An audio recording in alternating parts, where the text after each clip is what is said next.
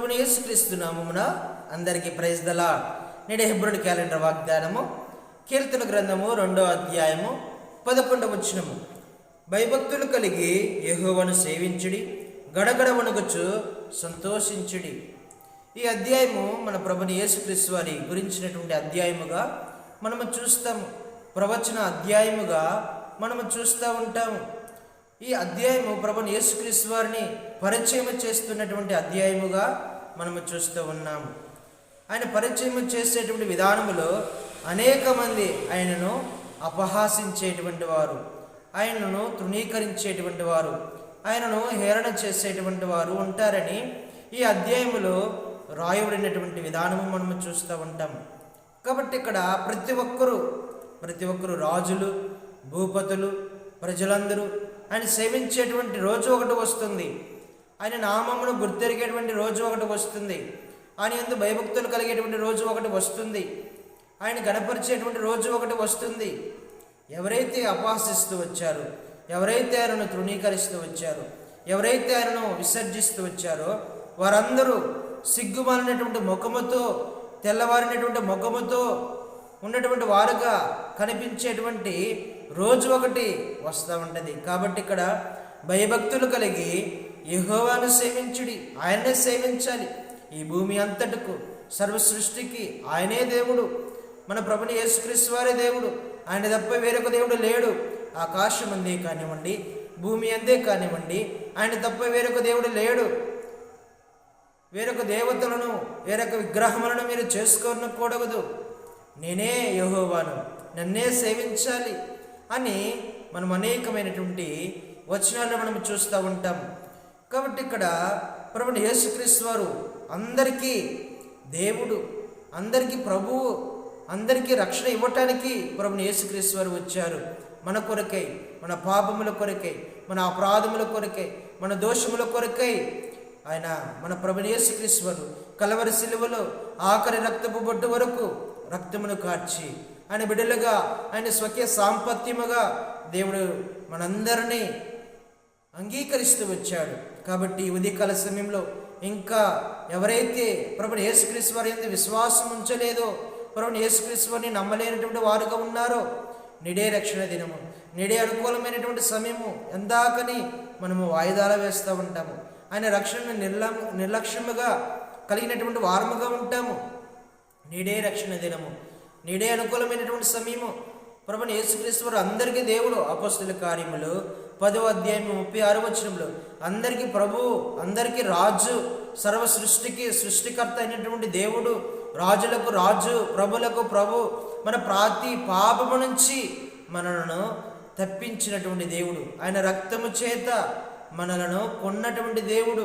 ఈ ఉదయకాల సమయంలో నువ్వు ఇంకా రక్షణ లేకుండా నీ పాపములతోనే ఉన్నటువంటి జీవితంతో ఉంటే నేడే రక్షణ దినము, నేడే అనుకూలమైనటువంటి సమయము, ఆయన సేవించేటువంటి దినము.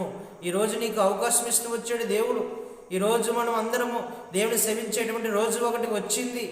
ఆయన గణపరచాలి, ఆయన మహిమపరచాలి, ఆయన స్తుతించాలి, ఆరాధించేటువంటి రోజు ఈరోజు మనకు దేవుడు అనుగ్రహిస్తూ వచ్చాడు. ఆయన ఎంతో భయభక్తులు కలిగినటువంటి జీవితము కలిగినటువంటి వారముగా ఉండాలి. ప్రపంచానికి ఆహ్వానము పలుకుతున్నటువంటి అధ్యాయముగా మనము చూస్తూ ఉన్నాం. రాజులు, ప్రజలు, అధికారులు, భూపతులు అందరూ భయభక్తులు కలిగి యెహోవాను సేవించాలి, దేవుణ్ణే సేవించాలి, ప్రభుని యేసుక్రీస్తు వారిని సేవించాలి. ఆయన తప్ప వేరొక దానిని మనము సేవించినటువంటి విధానంలో ఉంటే అనేకమైనటువంటి శిక్ష, అది నరకము, పాతాళము, యుగయుగాలు అక్కడ ఉండవలసిందే. అగ్ని ఆరదు, పురుగు చావదు. కాబట్టి ఇలాంటి శిక్షకు పాత్రలుగా ఉండకుండా నిత్య జీవములైనటువంటి బిడలముగా ఉండటానికి ప్రభుని యేసుక్రీస్తుని సేవించేటువంటి రోజు దేవుడు మనకి ఇస్తూ వచ్చాడు. ఈ ఉదయకాల సమయంలో దేవుడిని ప్రభుని యేసుక్రీస్తు వారు మన కోసము, మన పాపముల కోసము, అపరాధముల కోసము ప్రభుని యేసుక్రీస్తు వారు ఈ భూమి మీదకి వచ్చాడు.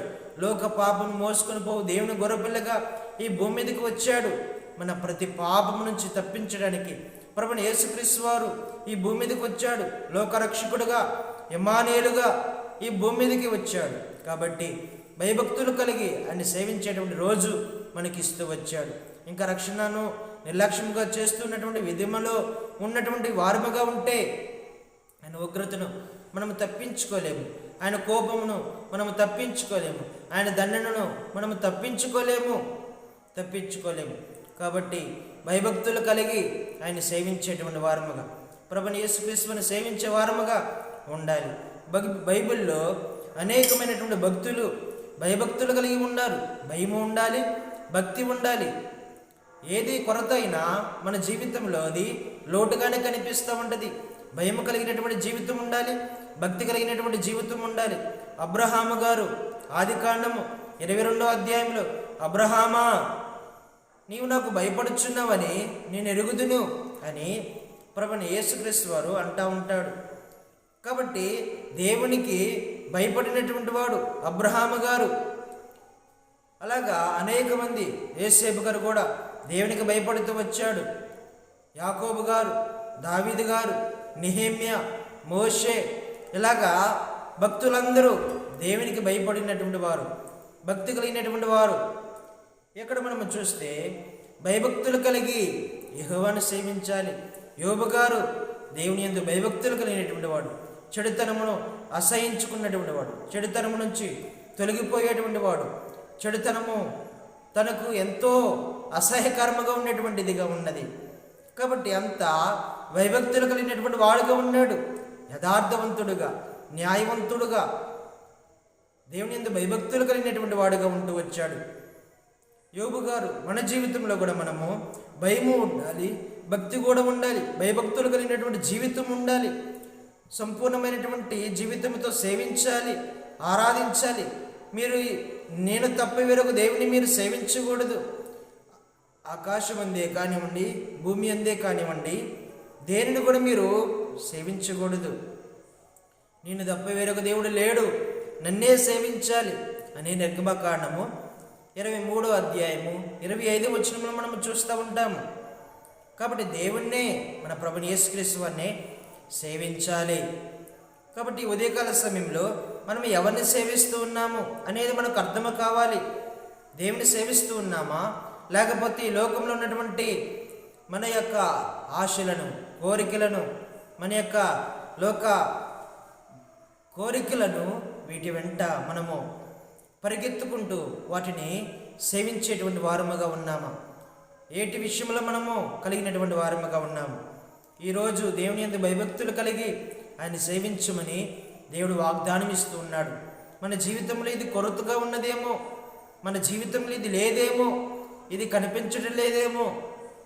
కాబట్టి ఉదయకాల సమయంలో ప్రభుని యేసుక్రీస్తు వారి యందు భయభక్తులు కలిగినటువంటి వారముగా ఉండి యెహోవాను సేవించాలి. రక్షణ లేనటువంటి వారు రక్షణ పొందుకోవాలి. మారు మనసు కలిగినటువంటి వారుగా ఉండాలి. బాప్తిసములో పాలు పొందేటువంటి వారిగా ఉండాలి. రక్షించబడినటువంటి మనము దేవుని యందు భయభక్తులు కలిగి ఆయన మాత్రమే సేవించాలి. ప్రభుని యేసుక్రీస్తు వారిని ఘనపరచాలి. నేను తప్ప వేరొక దేవుడు మీకు ఉండకూడదు. ఆకాశం అందే కానివ్వండి, భూమి అందే కానివ్వండి, ఏ రూపంలో మీరు చేసుకునకూడదు. దేవతలకు, విగ్రహములకు దూరముగా ఉండాలి. వాటిని నిర్మూలన చేయాలి, పగలగొట్టాలి అనే నిర్గమకాండము 23వ అధ్యాయం 25వ వచనం మనం చూస్తూ ఉంటాం. తర్వాత చూస్తే గడగడ వణుకుచు సంతోషించుడి.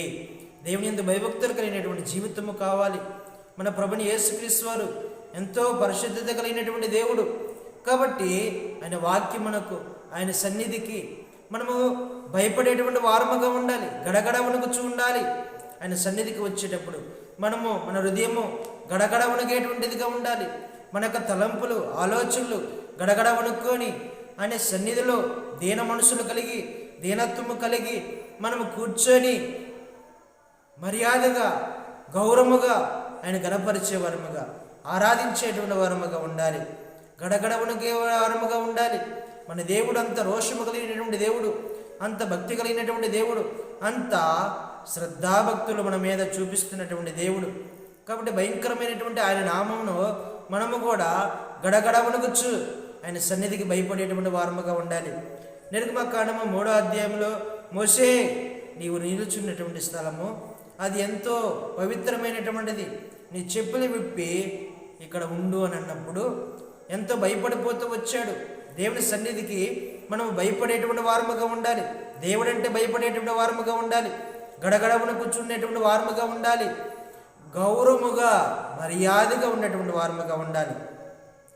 మొదటి యోహాను రాసినటువంటి పత్రికలో మనము చూస్తూ ఉంటాము, ఈ ప్రేమ గౌరవమైనటువంటి ప్రేమగా ఉండాలి. మనం ఏదో శిక్షిస్తాడని మన తండ్రి, ఏదో దెబ్బలు కొడతాడని ఆ భయం కాదు.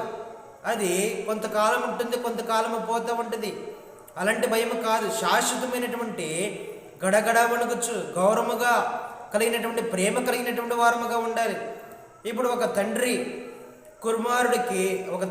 కుమారుడు ఉంటారు. కుమారుడు తండ్రిని చూస్తే ఎంతో గౌరవముగా భయపడుతూ ఉంటాడు, నా తండ్రి అని. ఇప్పుడు ఒక విశ్వాసి ఆత్మీయమైనటువంటి తండ్రిని చూసి ఎంతో భయపడిపోతూ ఉంటారు. అది ఆత్మ సంబంధమైనటువంటి భయము.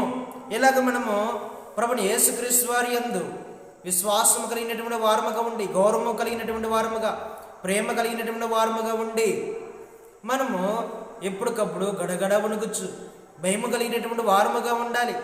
ఆయన సన్నిధి అంటే, ఆయన వాక్యం అంటే, ఆయన స్వరము అంటే, ఆయన ప్రతి దాని విషయంలో మనము భయము కలిగినటువంటి ప్రేమ సంబంధమైనటువంటి భయము కావాలి.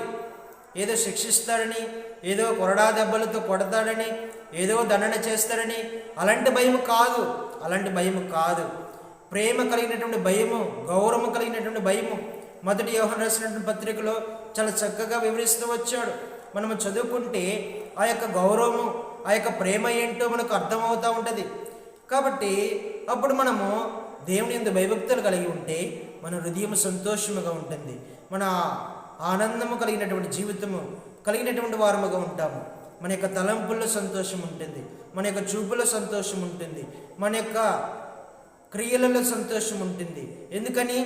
దేవుని సన్నిధికి భయపడుతూ ఉన్నాం, దేవుడంటే భయపడుతూ ఉన్నాం, పాపానికి దూరముగా ఉంటున్నాము కాబట్టి, ఈ లోకానికి దూరముగా ఉంటున్నాము కాబట్టి సంతోషముగా ఉండగలుగుతాము, ఆనందముగా ఉండగలుగుతాము. ఎవరైతే పాపంలో ఉన్నటువంటి వారుగా ఉంటే వారు విచారముగా కృంగిపోయినటువంటి వారుగా, వారి యొక్క జీవితము భయము కలిగినటువంటిదిగా కనిపిస్తూ ఉంటుంది. వాళ్ళ జీవితంలో సంతోషము, ఆనందము, నెమ్మది ఉండదు. ఎవరైతే దేవునికి భయపడుతూ ఉంటారో, దేవుని సేవిస్తున్నటువంటి వారుగా ఉంటారు, గడగడగా దేవుని ప్రేమిస్తూ ఉంటారు, దేవుని మందిరాన్ని, దైవజనులను ఎవరైతే దేవుని ఆత్మ సంబంధమైనటువంటి కార్యాల విషయంలో ప్రేమించినటువంటి వారుగా ఉంటారో వారి జీవితము సంతోషముగా ఉంటుంది, సమాధానముగా ఉంటుంది, ఆరోగ్యకరముగా ఉంటుంది. వారి అక్రతలన్నీ తీర్చబడుతూ ఉంటాయి, వారి యొక్క సమస్యలన్నీ తొలగిపోతూ ఉంటాయి. వారు కోరుకున్నటువంటిది ప్రతీది వారి కోరికను దేవుడు సిద్ధింపచేసి సఫలపరిచేటువంటి దేవుడుగా ఉంటాడు. ఇలాగా మనకిచ్చినటువంటి ఈ వాగ్దానం ఈ ఉదయకాల సమయంలో ఇలాగ సంపూర్ణముగా నెరవేర్చబడాలి అని అంటే మనము దేవుని సేవించే వారముగా ఉండాలి. దేవుని సేవించి గడగడ వణుకుచు మనము భయభక్తులతో కలిగినటువంటి వారముగా ఉంటే మన హృదయంలో శాంతి, సమాధానం, ఆనందము ఉంటుంది. ఇలాగ రక్షణ లేనటువంటి వారు ఎవరైతే ఉంటారో నేడే రక్షణ దినము, నేడే అనుకూలమైనటువంటి సమయము. ఈ అధ్యాయం ద్వారా దేవుడు నీకు పిలుపునిస్తూ ఉన్నాడు, నిన్ను ఆహ్వానము చేస్తూ ఉన్నాడు. నీ హృదయమైన తలుపు తెరిస్తే దేవుడు వచ్చి, ప్రభుని యేసుక్రీస్తు వారి నీ హృదయంలోనికి వచ్చి గొప్ప రక్షణ ఇస్తాడు, గొప్ప వెలుగు ఇస్తాడు, సమాధానమునిస్తాడు, సంతోషమునిస్తాడు, ఆనందమునిస్తాడు. నేడే రక్షణ దినము, నేడే అనుకూలమైనటువంటి సమయము. ప్రతివారు ఈ భూ ప్రపంచం మీద అందరికీ దేవుడు రాజు, గనుడు, మన దేవుడు నిరంతరము స్తోత్రార్హుడు కలిగినటువంటి దేవుడు. ఈ ఉదయకాల సమయంలో రక్షణ లేనటువంటి వారికి ఆహ్వానం ఉంది, రక్షించబడినటువంటి వారికి మనకు దేవుని భయభక్తులు కలిగి దేవుని సేవించి గడగడ వణుకుచు ఆయన అందు సంతోషం కలిగినటువంటి వారముగా ఉండాలని దేవుడు మనతో మాట్లాడుతూ ఉన్నాడు. ఇలా దేవుడు మనందరిని సిద్ధపరిచి నడిపించునుగాక. ప్రార్థన చేసుకుందాం. పరిశుద్ధుడా, ప్రేమగల తండ్రి, మీ దయగల నామాన్ని బట్టి వందనాలు, స్తోత్రాలయ్యా. ఈ ఉదయకాల సమయంలో మాతో మాట్లాడినందుకు వందనాలు. ఈ అధ్యాయంలో ప్రభా మీ యొక్క ప్రవచన వాక్యములు ఎన్నో ఉన్నాయి ప్రభా. మిమ్మల్ని తృణీకరించేవారు, విసర్జించేవారు ఒకనొక రోజు వస్తుంది, సిగ్గు మారినటువంటి ముఖముతో నరకానికి వెళ్ళేటువంటి రోజు వస్తుంది ప్రభా. మీ బిడ్డలు అలాంటి స్థితిలోనికి వెళ్ళకుండే నేడే రక్షణ దినము, నేడే అనుకూలమైనటువంటి సమయము. రక్షణ లేనటువంటి వారికి ప్రతి ఒక్కరికి రక్షణ, పాపక్షమాపణ, మారు మనసును దయచేయండి ప్రభా. రక్షించబడినటువంటి మేము కూడా మీ అంత భయభక్తులు కలిగి ప్రభా మిమ్మల్ని సేవించి గడగడ వడుగుచ్చు మీ సన్నిధిని మేము ప్రేమపూర్వకముగా ప్రభువా మిమ్మల్ని సేవించే వారముగా మమ్మల్ని కూడా సిద్ధపరచండి. తద్వారాగా మా జీవితంలో శాంతి, ఆనందము, సంతోషము ఉంటుందని మీరు సెలవిస్తూ వచ్చారు. ప్రభు వీటన్నిటి కొరకై ఆత్మీయంగా మమ్మల్ని సిద్ధపరుస్తున్నామని, వాక్యం ఇచ్చినటువంటి వారికి, రక్షణ లేనటువంటి వారికి రక్షణ తెచ్చండి. రక్షించబడినటువంటి మేము ప్రభు మీ యొక్క భయభక్తులలో జీవించేటువంటి వారముగా, సేవించే వారముగా మమ్మల్ని సిద్ధపరిచి నడిపిస్తున్నామని, ప్రతి ఒక్క కుటుంబాన్ని దీవించి ఆశీర్వదిస్తున్నామని ప్రార్థన చేస్తూ ప్రభు యేసుక్రీస్తు వారి పరిశుద్ధ నామములో ప్రార్థించి అడిగి వేడుకుంటూ ఉన్నాము తండ్రి. ఆమేన్. అందరికీ ప్రైజ్ ది లార్డ్.